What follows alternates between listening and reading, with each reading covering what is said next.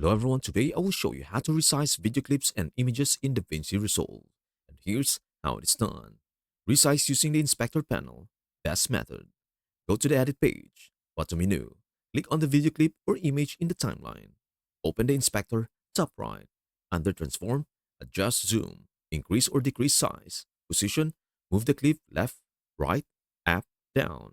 Rotation angle, rotate if needed. Done. Resize using on-screen controls, quick method. Select the clip in the timeline. Click the transform button, bottom left of the viewer. Click and drag the corners of the box to resize. Drag to reposition if needed. Click anywhere to apply changes.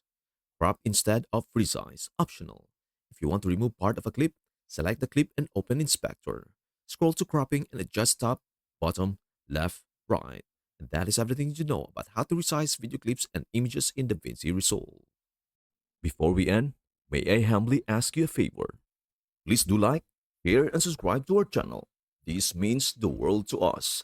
Thank you so much for watching. We hope to see you in our next video.